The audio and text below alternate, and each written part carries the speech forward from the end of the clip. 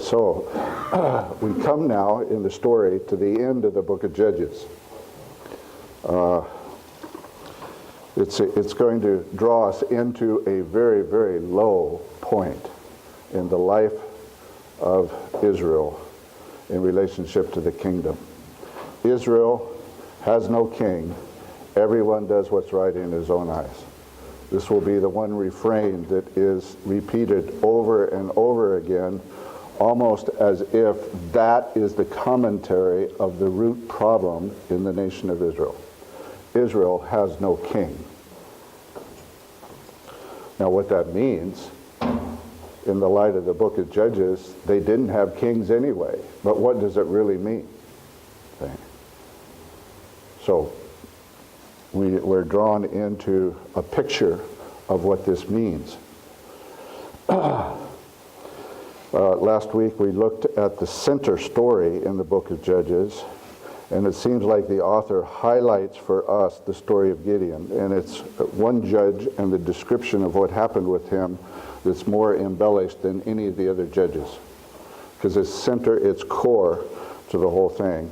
And then at the end you'll find these two conclusion statements which describe the consequences here of not having learned what God was seeking to teach the people through the judges. So there again is the structure to the book of Judges. You have two opening sections that describe the problem. The problem at its core is the kingdom and the rulership of God through his people being brought into the land is to sanctify the land. It is to bring the image of God in that place, and it's to remove evil. Evil has gotten to a point where it needs to be removed. And this is God's battle, it's not man's battle. Remember the huge guy in front of Jericho, the angel? Whose side are you on? Neither one. He's on the side of the Lord. This is kingdom mission at its core. They did not drive out. Therefore, those people are going to be thorns and snares in the side of Israel. And it's a strong rebuke. Then you find the second description of the problem, and it's in parallel, is when they didn't drive out, then you got this 7 cycles of what happens, and each judge story illustrates it over and over and over again. And we talked about that cycle. And what ultimately this means is it's leaving people in the land, and it's going to be a test to the next generation whether or not they will bring fulfillment of God's purpose in that land. Yeah.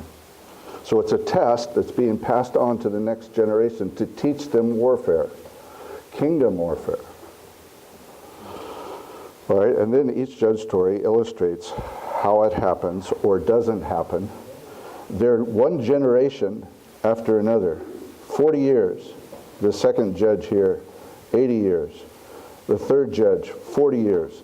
And at the end, because of the victory through the judge, the land has rest.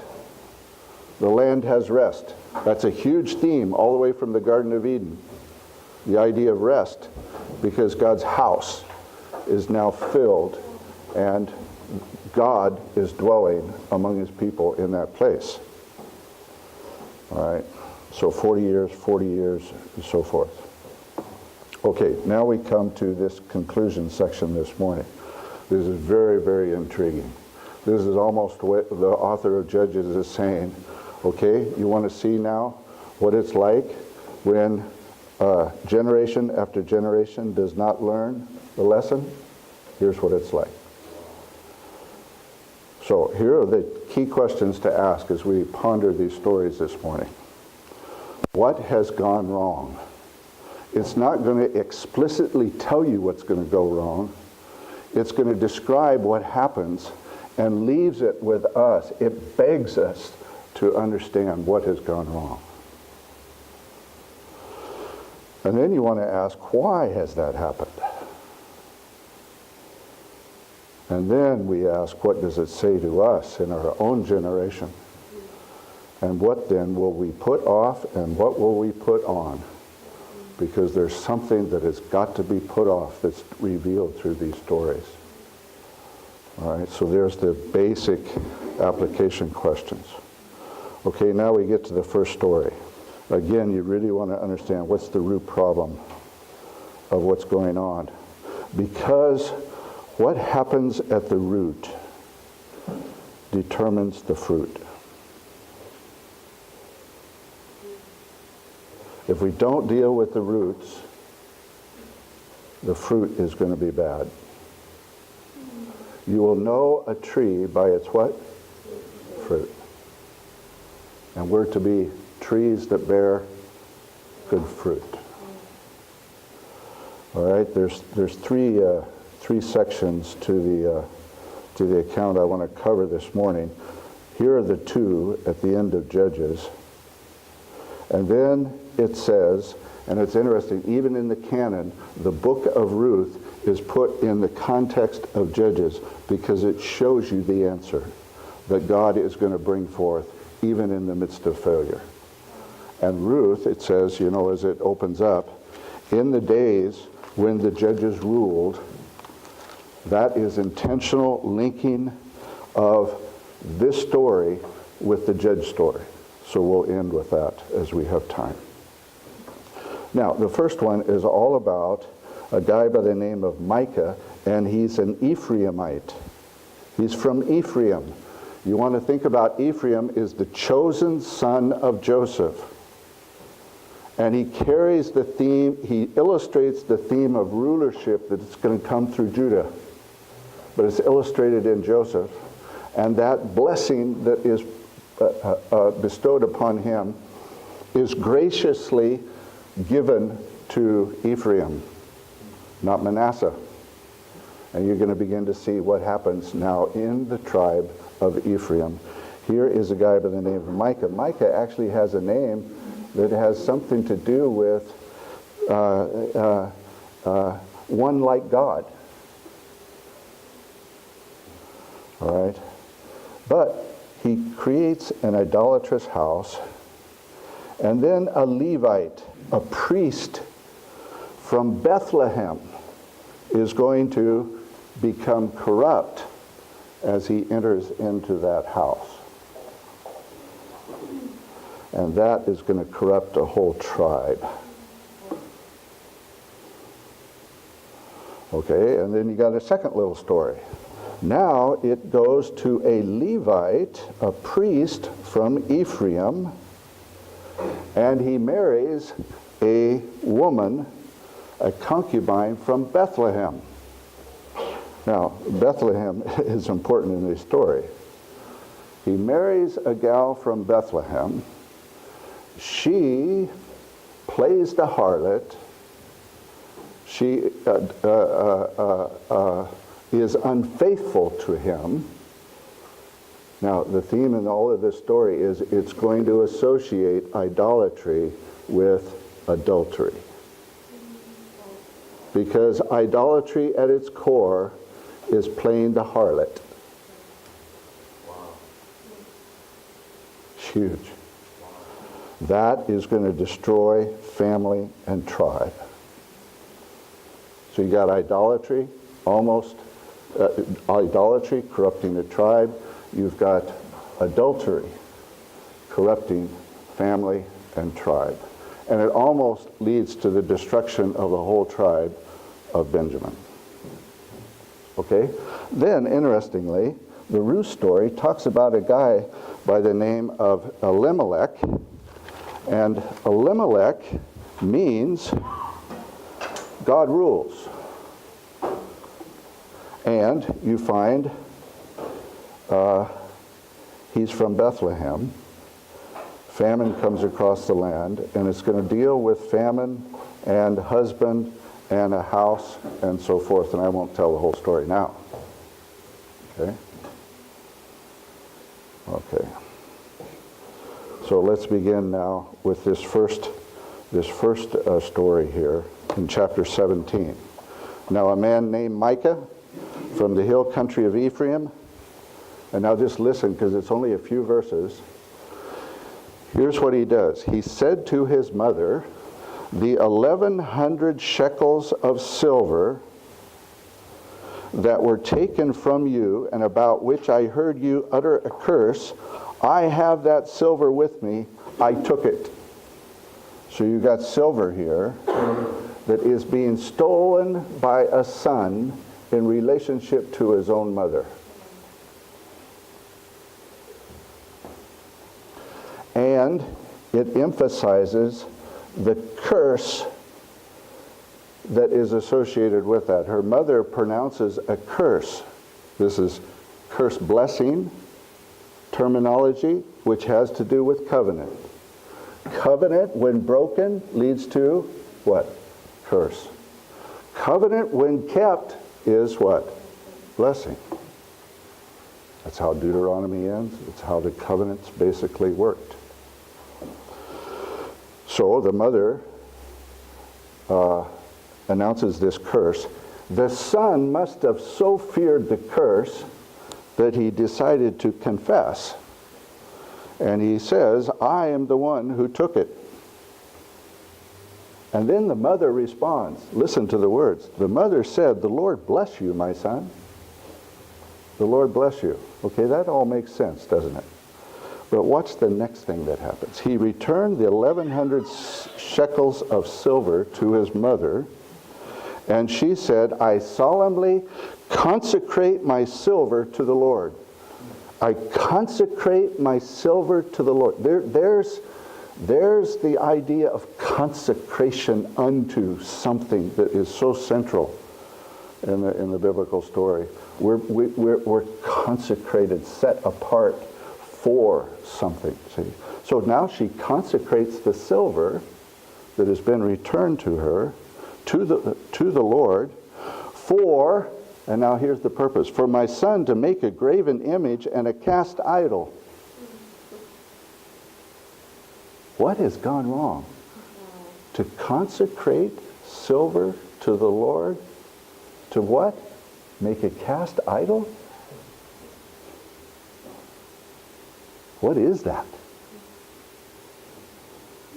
There's an illustration of what syncretism can be. Form that doesn't match function. A veneer of, quote, Christian terminology overlaid on idolatrous heart. So he returned the silver to his mother. She took 200 shekels of silver, gave them to a silversmith, who made them into the image and the idol, and then they were put in Micah's house. Here's that great theme of putting an image in a house. This is at the very beginning of the story, right? We are God's image, and we're put into his house to fulfill a purpose. And here now is an image that has been created by consecrating silver to the Lord. Keep asking, what has gone wrong? Why can people do this? So they're put in Micah's house, and then it says this, the man Micah had a shrine, so he made an ephod. An ephod is what? It's a priestly garment. And he made some more idols, and then he installed one of his sons as priest. A man is installing a priest in his house? What has gone wrong? Is that legit? Who installed priests in God's house? But here is a man who's going to take and install priesthood, and a mother who's going to consecrate silver to the Lord by making an idol. Something terribly has gone wrong. So it ends with this commentary. In those days, Israel had no king. Everyone did what was right in his own eyes.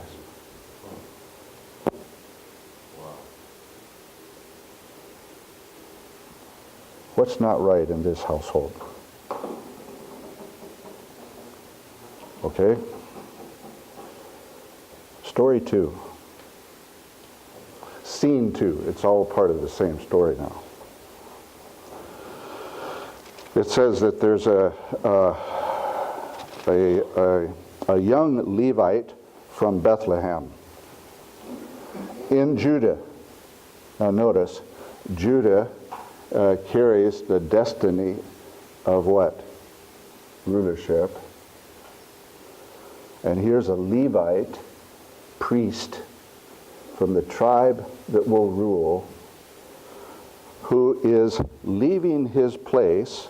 He's leaving Judah and Bethlehem to search for some place to stay.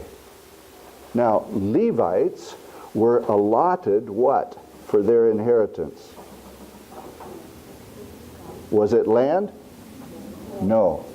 They were allotted provision from Israel to serve as priests. And it would often be around a particular city. Here it would be Bethlehem. So something has gone wrong, because now there is a Levite who's wandering from the place from which he is to be provided for. So it says, on his way he came to Micah's house. Be careful what house you enter into. He came to Micah's house, and then Micah asked him, "Where are you from?" There's an important question. Where do you come from?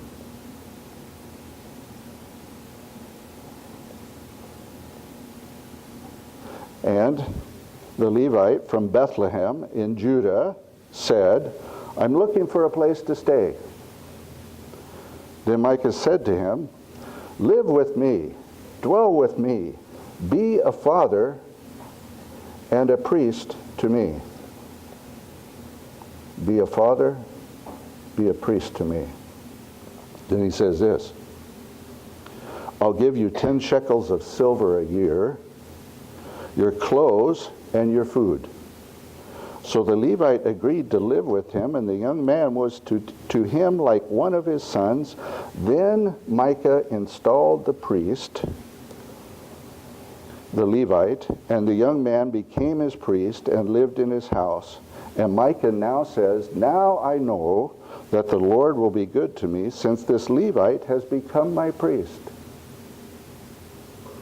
Now I know the Lord will be good to me, because I have installed a Levite in my house.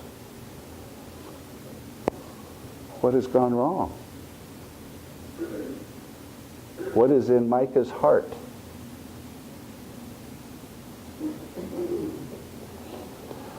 Why did the Levite agree to this?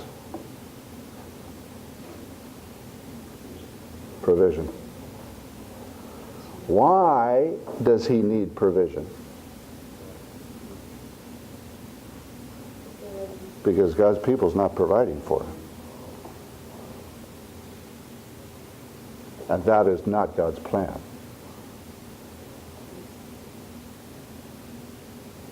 So the Levite is succumbing to, he's following provision.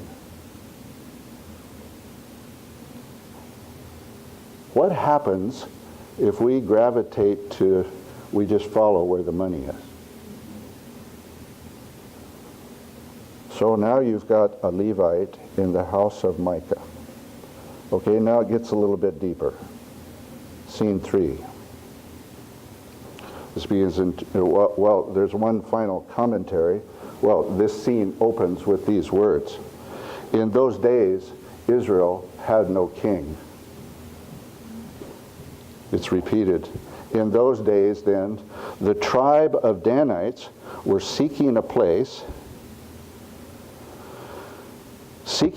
of their own where they might settle, because they had not yet come into an inheritance among the tribes of Israel. There was a place for Dan to possess their inheritance, but they're leaving it and they're going all the way up into the north seeking a place. What does that say?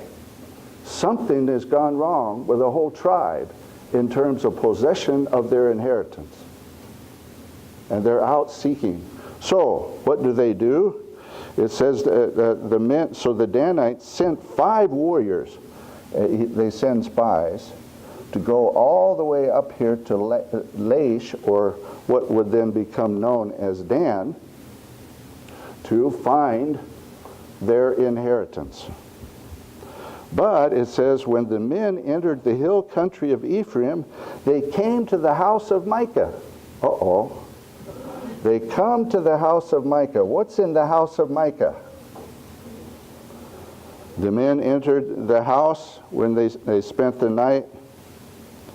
No, when they came near the house, it says they recognized the voice of the young Levite. So they turned aside. What in the world is a Levite doing in this place? This is their question. Who brought you here, they say. What are you doing in this place? Why are you here?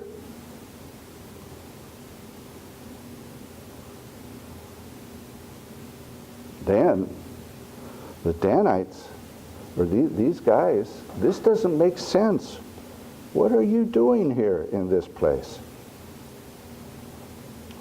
And so he told what Micah had done for him. He said, he's hired me. I'm his priest. What's wrong with that statement? Do you hire a priest? Then they said to him, please inquire of God to learn whether our journey will be successful. And the priest answered, go in peace, the Lord is with you. And so they go all the way up to Dan. They find, this is a nice place. People aren't around. We can easily possess this. We won't have any problem. So the spies come all the way back, and now they get the whole rest of the tribe to go and to take possession. But now watch what happens. So the Danites go by Micah's house. And the Danites, it says, when they get near Micah's house, the 5 men who'd spied out the land said to their brothers, do you know that one of these houses has an ephod and other household gods and a carved image and a cast idol? So it says, now, and they say, now you know what to do. So they turned there and they went to the house of the young Levite at Micah's place, and they greeted him. The 600 Danites, armed for battle, stood at the entrance to the gate. The 5 men who'd spied out the land went inside, and they stole the carven image and the ephod and the household gods, the cast idol, while the priest and the 600 armed men stood at the entrance to the gate. The symbol of strength, and they go in and they steal the idol. What has gone wrong? When these men went into Micah's house and took the carved image, the ephod, the other household gods, the cast idol, the priest said to them, what are you doing? And they answered him, be quiet. Don't say a word. Come with us and be our father and priest. Isn't it better that you serve a tribe and clan in Israel as priest rather than just one man's house? Oh, isn't it much better to serve a whole tribe as a priest? Then the priest was glad. He took the ephod, the household gods, The carved image. He went along with the people. And he became a priest in Dan. And they go up to this place, and Micah, he set up Micah's graven image in Dan. Now the whole tribe is infected with idolatry.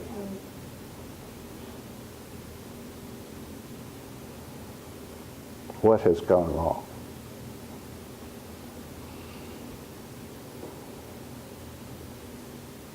It says when they left the house, Micah, he called out others from his village. They shouted after the Danites, and the Danites turned to him and said, "What's the matter with you that you called out your men to fight?"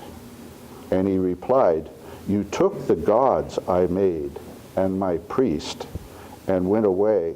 What else do I have? How can you ask, what's the matter with you?" What does that say about Micah? Where is his life found? You've taken my gods, I have nothing else. Why would I not be angry? Why would I not come after you? And the Danites argued, "Don't argue with us, or some hot-tempered man will attack you, and your family will lose your lives." So the Danites went on their way. Micah, seeing that he was not strong enough, turned around and went back home. What does that reveal?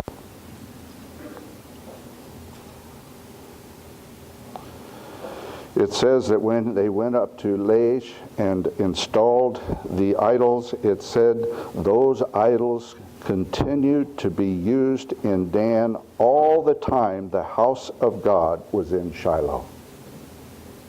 There was a place where God had chosen to dwell among his people in Shiloh. And all the days,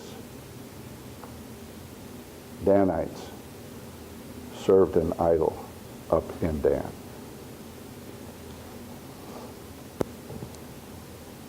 Okay? That reveals for us what has gone wrong, a root problem in the heart of man in relationship to a false image, an idol, and the captivating power and the enticement that it has upon us. Okay, now we get to immorality. Chapter 19 begins the second story, consequent story. And it begins, in those days Israel had no king.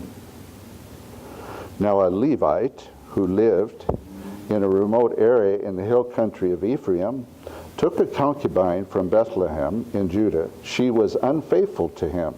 She left him and went back to her father's house in Bethlehem of Judah.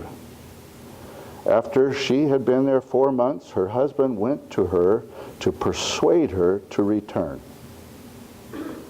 And as the story goes on, he stayed in the house. He left Ephraim and he went to Bethlehem to win his wife back who had been unfaithful to him. It says he spoke tenderly to her. It says that he wanted to leave the next day, but the father persuaded him to stay. He stayed 1 day, he stayed 2 days, he stayed 3 days, and finally he leaves with the blessing of the father. A priest with a heart to take back and win back an unfaithful wife. And he does. And then they return to Ephraim. But on the way, it becomes evening, and they're about ready to turn into a place here called, what's it called?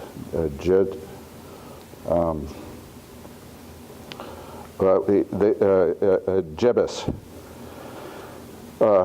And as they were about to turn into Jebus, the people said, let's not go into an alien city whose people are not Israelites. Let's not turn into a non-Israelite village. Let's go on. And they go on and they turn into Gibeah. And just for sake of time, this is a really, really dark story. A Levite who's gone to win back his wife enters into the center of the village, and an old man from Ephraim, the destiny to where they're headed, invites him to stay with them.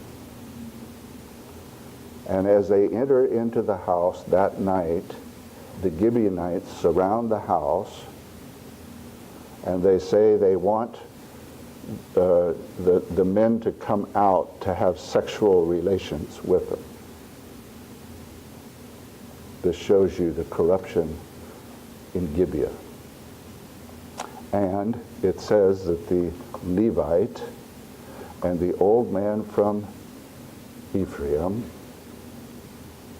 to save themselves, gave over the woman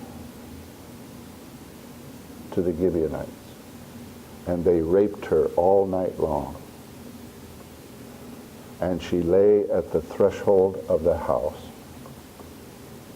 And the next morning they get up and they find that she has died. And the Levite takes the woman, cuts her up into 12 parts,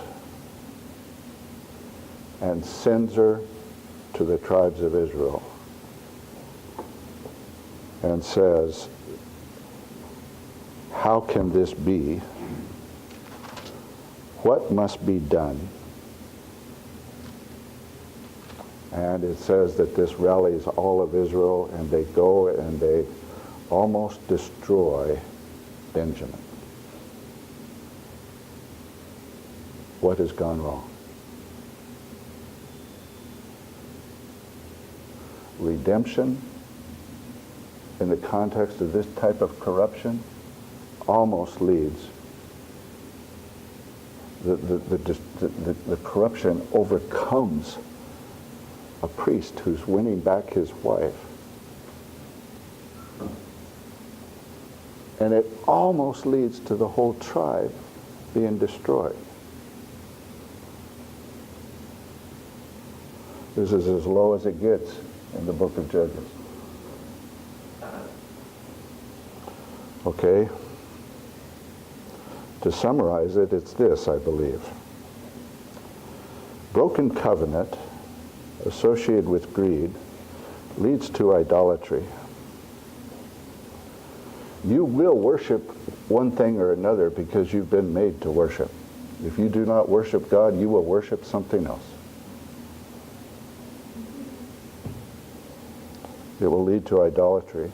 Idolatry at its core will corrupt priesthood. Priesthood corrupts tribe. Corrupt tribe leads to immorality, destroys family and a nation. In those days, Israel had no king. Everyone did what was right in his own eyes. Okay, now idolatry. In the Bible, idolatry is looking to your own wisdom and competence, to some other created thing, to provide the power, the approval, the comfort, and the security that only God can provide. This is Tim Keller in this book, Counterfeit Gods. There's this great book. I'd love to get a hold of it. It's written in 1864 by a guy by the name of Puritan Dan Clarkson, and he gave a sermon called Soul Idolatry. excludes men out of heaven. Soul idolatry. He makes a distinction between external idolatry. Often we think external idolatry is what you see, like in India, you see the huge images of the gods. But he says that is only external symptom of internal idolatry. Internal idolatry is when the mind is most taken up with an object and the heart and affections captivated by something else. The mind, the heart, and the affections is captivated by something. There's an attachment. There is putting your trust and your security, your approval, and your comfort in that. Okay? How do you overcome it? Or how do you even discern it? Sometimes idols are so deceptive, you can't even discern that that's what's really happening in you, because you can have all the terminology, you can do all the external forms and think that our hearts are right? We can all do this. We get into a pattern. You can speak all the language. You can do all the right thing. Inside, you're like the woman who's consecrating silver to make a what? Idol. To appease an idol. If you are overworked, driving yourself into the ground with frantic activity, ask yourself this question. And this is Tim Keller now giving us some questions to ask ourselves to uncover idols, to help us recognize them. See? Do I feel that I must have this thing to be fulfilled and significant? Or what do I think that I must have in order to be significant or fulfilled? Here's another one. Has something or someone besides Jesus Christ taken title to your heart's functional trust, preoccupation, loyalty, service, fear, or delight? To whom or what do you look for life-sustaining stability, security, and acceptance? What do you really want and expect out of life? What would make you an acceptable person? Where do you look for power and success? Now, these questions take a little bit of time. These would be the types of questions we might meditate on today as we ponder these stories. If you recognize an idol and put off an idol, you must put on something in its place, or the idol will just come right back. Because you can't live in vacuum. You must worship something.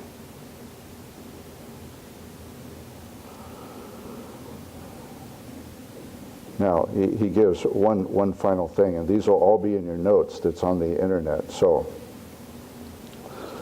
here he talks about the fact that rejoicing in Christ is absolutely crucial, because idols are always something good in your eyes. You can only remove those idols by loving something greater, and then they will fall away. If we do not worship God, we probably will never see the idols replaced, removed, become dead to us. So look at these applications. It's very, very key.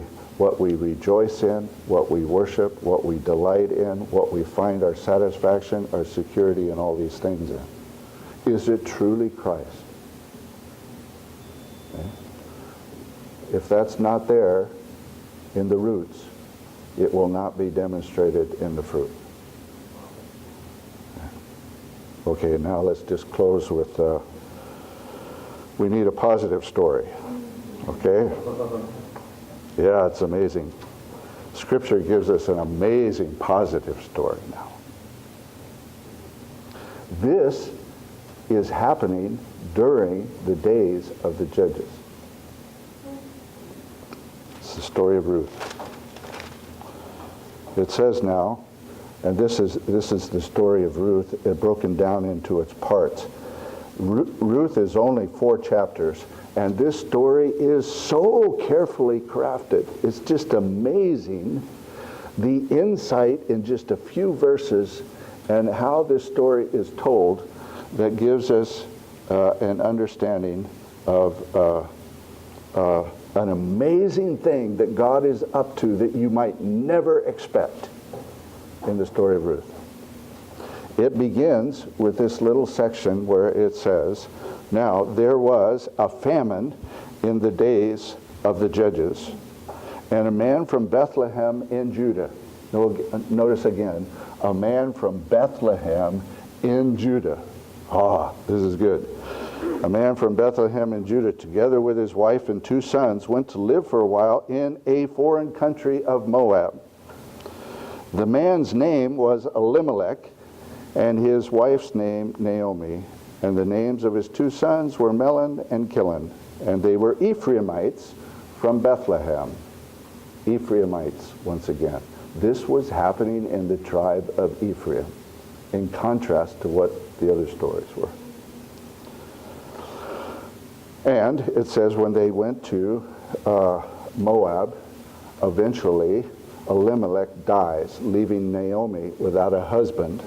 And then her 2 sons marry Moabite women, Ophrah and Ruth, and they die.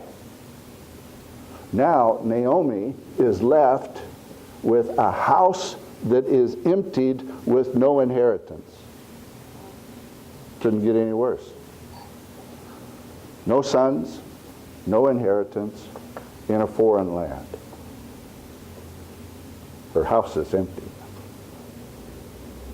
Then, the next little part to the story, beginning in verse 6.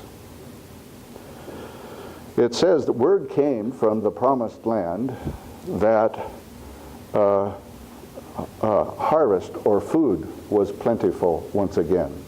In other words, now the attraction and the first half of this story is going to be all the provision of food that calls people. And it's calling them back now to the land. And it says, when Naomi heard this, she decided to return with her 2 daughters-in-law. And so they start back, and this is all about a journey back to the land and the commitment and the witness that happens along the road. Commitment and witness as they return. It says that Naomi, as they were walking along, said to her 2 daughters, "Go back, each of you, to your mother's home. May the Lord show kindness to you as you've shown to your dead and to me. May the Lord grant each of you to find rest in the home of another husband." That's a very significant verse. The idea of finding rest in a home associated with a husband. Rest. Home. Husband. So she asked them to return. Don't come with me. It says, they wept and they said to her, "We will go back with you.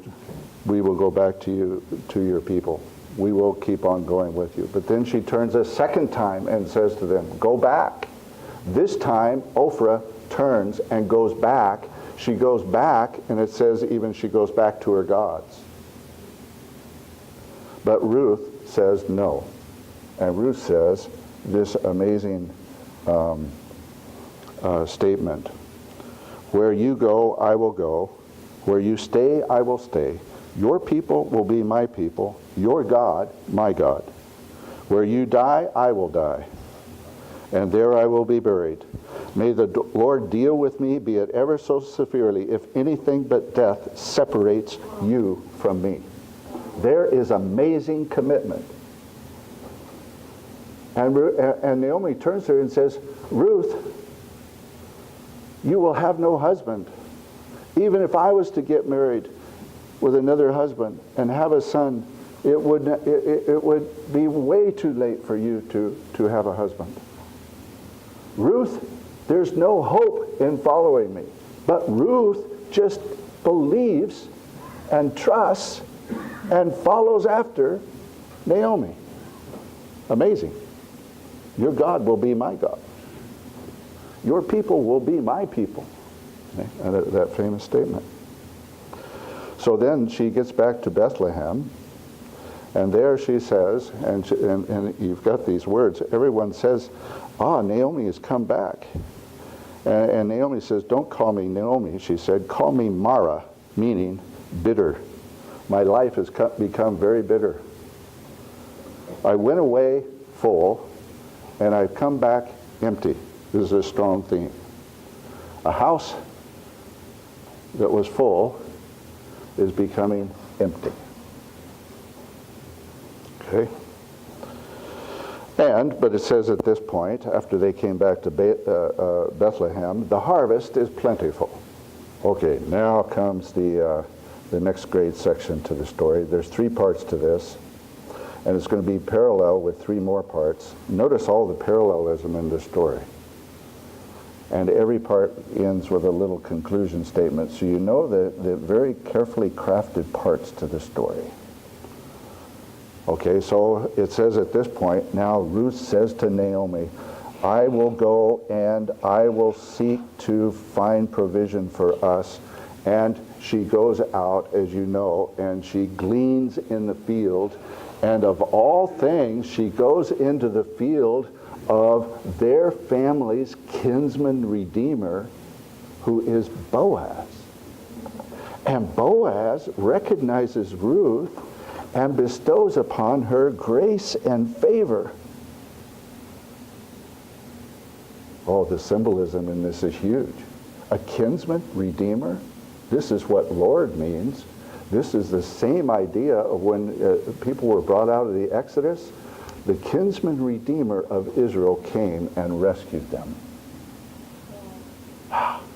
Now Boaz has come and bestowed grace and favor upon Ruth. And Ruth returns to Naomi, and she's got a bag of grain. This is all symbol of provision. Then it gets really significant. Now, Naomi instructs Ruth to go, and when Boaz lies down at night, go uncover the blanket and stay there. This would be a cultural way of asking for relationship, husband. Naomi is instructing Ruth to do this. And she says, listen very carefully to what Boaz will say to you. Now, Naomi really trusts Boaz, because Naomi knows he's what? A kinsman redeemer. And the integrity in that is huge. Yeah. And it says when Boaz finds a woman is at his feet, you know, you read the story, it's very, it's so tender. And Boaz turns to Ruth and says, you stay right here. I will protect you. And then when morning comes, she gets up, and he says, I will not take rest until I find rest for you. And then he says, he's not the first kinsman redeemer. There's another one in first place. So he goes to the town gate, and here you have the whole theme of commitment and witness again. It's in parallel with this commitment and witness. And he calls that first kinsman redeemer and says, you have first right. Take it, or I will take it. And the man says, I will take it. And then Boaz says, well, that means you've got to take Ruth also along with the land. And the guy says, no, that might threaten my inheritance. with his sons. So then Boaz says, okay, I will take Ruth. And so he takes Ruth, and they exchange, they throw the sandal, and the elders at the gate then give affirmation to the destiny of this transaction. And the destiny of this transaction is, may the blessing upon Rachel and Leah, who built up the house of Israel, come upon you.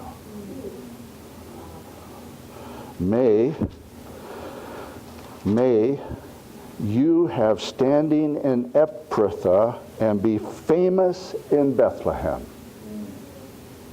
Ruth, you're going to become famous in Bethlehem. Through the offspring the Lord gives you by this young woman, may your family be like that of Perez, whom Tamar bore to Judah. Now these are the blessing that is bestowed upon Boaz in relationship with Ruth. It's going to be like the promise, son, through Judah, through Tamar, that will, and then it leads into a genealogical list of 10 people, and it leads all the way down to the son of David. The son of David is coming through this transaction. Is there a king in Israel? Yeah, there's a king in Israel. He's a kinsman redeemer. All of this happening during the days of the judges. Amen? We got to end because of time and get out of here real quick. So